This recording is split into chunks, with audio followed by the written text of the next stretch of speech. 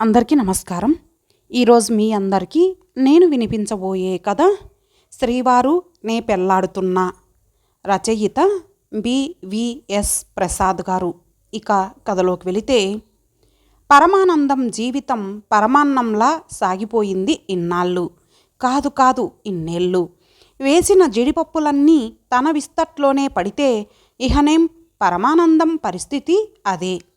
ఉన్నట్టుండి నీకు షుగర్ వచ్చిందోయ్, రేపట్నుంచి స్వీట్లు తినకూడదని డాక్టర్లు అంటే జీవితంలో సడన్ బ్రేక్ పడ్డట్టు పరమానందం పరిస్థితి తారుమారైంది. పెళ్ళాం తాయారు డిక్లరేషన్తో.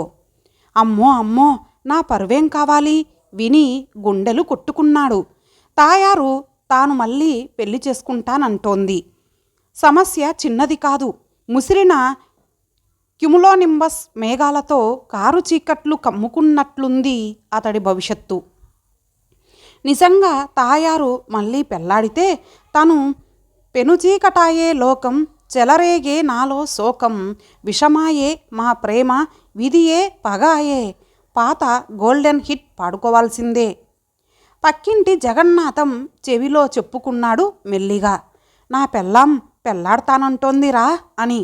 అదిరిపడి అదేంటి అన్నాడే కాని మారు మాట ఏం మాట్లాడాలో తోచలేదు. ఎంచేతంటే పరమానందం భార్య తాయారమ్మ ఏం చేసినా జగన్నాథం భార్య అలివేలు ఖచ్చితంగా అదే చేస్తుంది. వాళ్ళింట్లో కాఫీ పొడి, పాల ప్యాకెట్ బ్రాండు మారాయంటే వీళ్ళ ఇంట్లోనూ మారాల్సిందే. తాయారు రాత్రుళ్ళు చీర కట్టడం మానేసి నైటీలు వేస్తోందంటే అంతే, అలివేలు అలాగే దర్శనమిస్తుంది.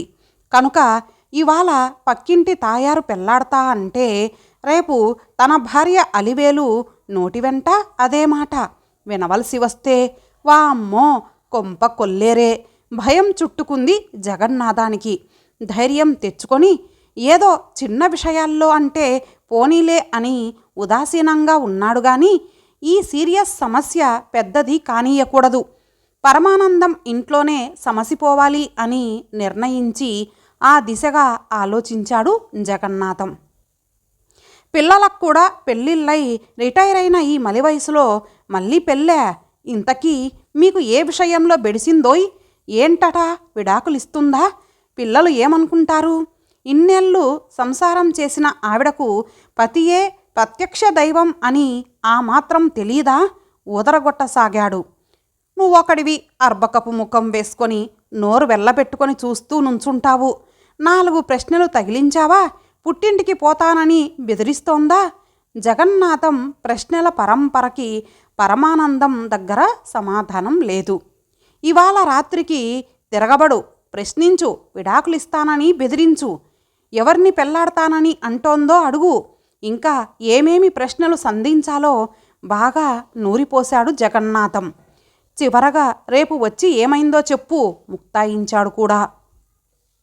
ఇలాంటి మొగుడు పెళ్ళాల విషయాల్లో తనే ఏదో తోచిన నిర్ణయం తీసుకోవాలి కానీ పక్కింటివాడి సలహాలతో కాపురం నిలుస్తుందా?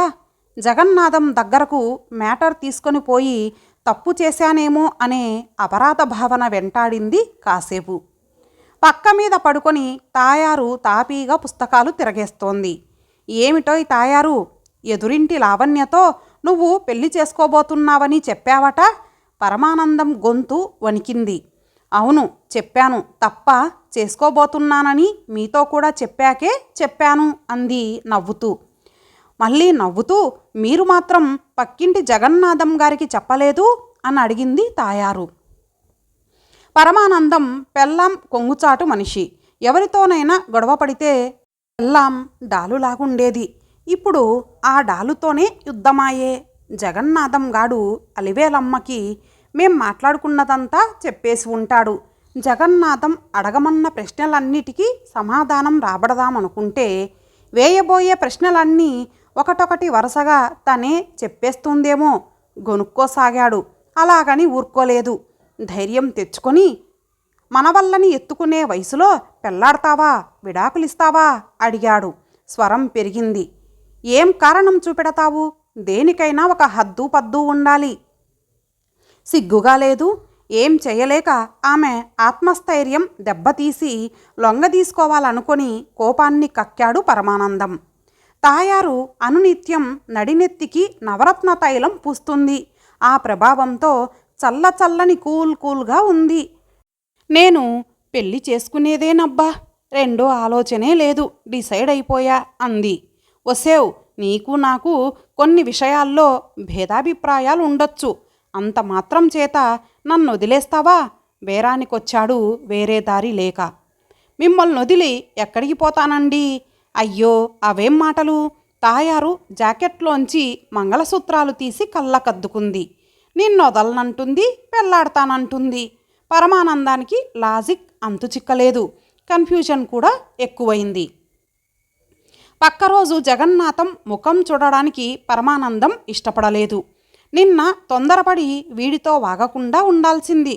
ఇంటి వ్యవహారం నడి రోడ్డుకి ఎక్కేలాగుంది. వాడిప్పుడు రాత్రి ఏమైంది, నీ పెళ్ళాం పెళ్ళెప్పుడు, డేట్ ఫిక్స్ అయ్యిందా అని జోక్ చేయగలడు. అందుకే మొహం చాటేశాడు. ఇప్పుడిక్కడ టైం ఎంత? తాయారడిగింది కొడుకు శ్రీరామ్ని. రాత్రి 10 అయ్యిందమ్మా, మీకు ఉదయం 8 కదా. శ్రీరామ్కి న్యూజెర్సీలో ఉద్యోగం. అమ్మా, ఆప్యాయంగా పిలిచాడు తల్లిని. ఏరా అంది ఇంకా ఆప్యాయంగా.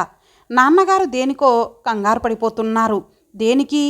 తండ్రితో మాట్లాడినప్పుడు ఏదో విషయంలో తల్లిదండ్రులు గొడవ పడ్డట్టు గమనించాడు. ఓ అదా, చిన్న విషయమే లేరా, రేపటికి సాల్వ్ అయిపోతుంది అంది. ఓకే అమ్మా, టేక్ కేర్, బై చెప్పాడు కొడుకు.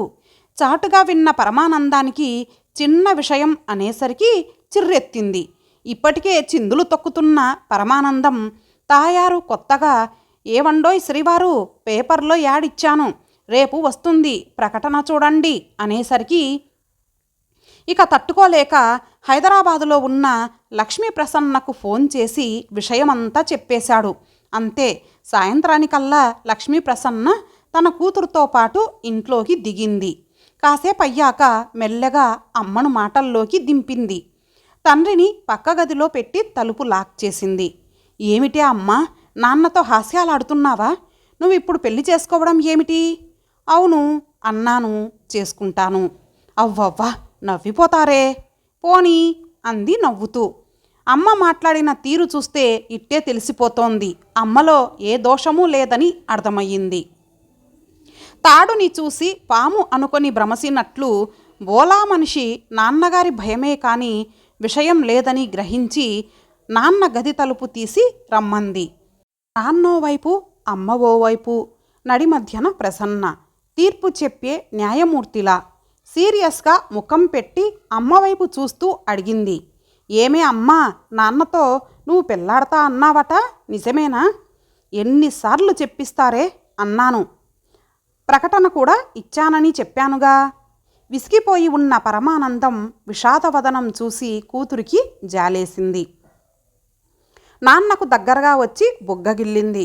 ఓ పిచ్చినా నాన్న, అమ్మ నేను పెళ్లి చేసుకుంటాను అని ఇంతలా తెగేసి చెబుతోంది. యాడ్ కూడా ఇచ్చానంది. మీరడిగితే మిమ్మల్ని వదిలి ఎక్కడికి వెళ్తానని కూడా అంది కదా. అమ్మ పెళ్లి చేసుకుంటానంటే బాధపడ్డారు, భయపడ్డారు, ఆందోళన పడ్డారే కానీ ఆమె పదే పదే ఆ మాట ఎందుకు అంటోందో ఆమె మనసుకు దగ్గరై కనుక్కున్నారా? ఆ ప్రయత్నం మీరు చేయలేదు. అందుకే ఈ అపోహ. కళ్ళల్లో నీళ్లు సుడులు తిరుగుతున్న తండ్రిని అమ్మకు చేరువగా చేర్చి ప్రశ్నల పరంపర మళ్ళీ సంధించింది. నువ్వు ఇంతకీ అంత రెవల్యూషనరీ డెసిషన్కి ఎందుకు వచ్చినట్లో వివరంగా చెప్పు. ప్రేమ అధికారం మేళవించి ప్రశ్నించింది ప్రసన్న. ఏముంది, ఒకరు అర్చేదా తీర్చేదా? ఈ ప్రాబ్లం ఇంటింటా ప్రతి ఇంటా ఉండేదే. కాకపోతే మన ఇంట్లో కాస్త ఎక్కువ. ఏమిటేమిటి, చెప్పు చెప్పు, ఇంట్రెస్టింగ్గా ఉంది. ప్రసన్న ఆసక్తిగా ఆమె వైపు చూసింది. మీ నాన్న రిటైర్ అయి 4 ఏళ్ళయ్యిందా? ఏం లాభం? ఎన్నిసార్లు చెప్పి చూశాను, ఏమన్నా విన్నారా మారారా? నాన్నతో నీకు ఇబ్బంది ఎక్కడే అంది ఆయన ఒట్టి సాదాసీదా మనిషి అని సర్టిఫై చేస్తూ. మీ నాన్న ఇంట్లో ఎక్కడ తీసిన వస్తువు అక్కడే పెట్టమంటే పెట్టనే పెట్టరు. అన్నీ అస్తవ్యస్తం చేస్తారు. పోనీ ఏ సాయంత్రమో ఉదయాన్నో ఇల్లు సర్దుతారా అంటే లేదే, వాకింగ్ అనో మీటింగ్ అనో తప్పించుకుపోతారు. ఆయన రిటైర్ అయ్యి నాకేం ప్రయోజనం? పైగా స్నేహితులకు ఫోన్ చేసి మరీ పిలుస్తారు. వాళ్ళు రాగానే ఏమేవ్ టిఫిన్లు చెయ్యి అని ఆర్డర్లు. ఖర్చు పెరిగిపోతోంది మగడా అంటే పట్టించుకోరు. బజార్కెళ్ళి ఇంటి సామాన్లు నేనే తెచ్చుకోవాలి. బట్టలు ఉతకాలి, అంట్లు తోమాలి, వంటలు వండాలి, వేడివేడిగా వండి పెట్టాలి. టీలు కాఫీలు వేళకివ్వాలి. వచ్చిన ఫ్రెండ్స్కు ఇవ్వాలి. అబ్బబ్బో, నేను చేయలేనమ్మా, నా వల్ల కాదు. మన ఏరియాలో పని మనుషులు దొరకరు. దొరికినా 4 రోజులు పట్టుమని రారు అంటూ కంటిన్యూ చేసింది తాయారు.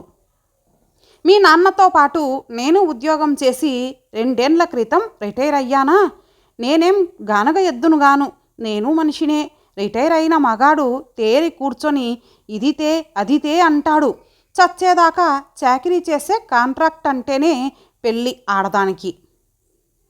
నాకు ఈ పనిలోంచి రిటైర్మెంట్ అక్కర్లేదా చెప్పు లక్ష్మి. అమ్మ ఆవేశంలో అర్థం ఉంది. తాయారు చెప్పుకుపోతోంది. అందుకే ఓ నిర్ణయానికి వచ్చాను. నేను ఈ బంధం నుండి రిటైర్ అవుదామనుకుంటున్నాను. పెళ్లి చేసుకుందామనుకుంటున్నాను. యాడ్ ఇచ్చింది అందుకే, ధీమాగా సూటిగా చెప్పేసింది తాయారమ్మ. ఇంకా మగాడు పెళ్లి చేసుకునేది పెళ్ళాం చేత పనులు చేయించుకోవడానికేగా. ఇక ఏ పనులు చేసే పరిస్థితిలో నేను లేను. నాలోనూ ఓపిక సన్నగిల్లింది. ఏం మగాడికేనా పెళ్ళాం? ఈ వయసులో నాకు పెళ్ళాం కావాలి. నన్ను చూసుకుంటూ ఇంటి పనులు వంట పనులలో సహాయపడే అమ్మాయి కావాలి. నెలకు 10,000 ఇస్తానని ప్రకటన ఇచ్చా అంది. విస్తుపోయి వింటోంది అమ్మ తెగువకి.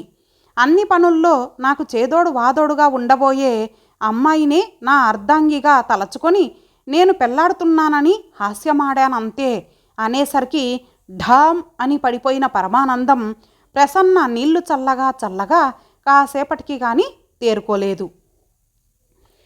ఇంతటితో ఈ కథ సమాప్తం. మరలా మరొక మంచి కథతో కలుద్దాం. అంతవరకు సెలవు. నమస్తే.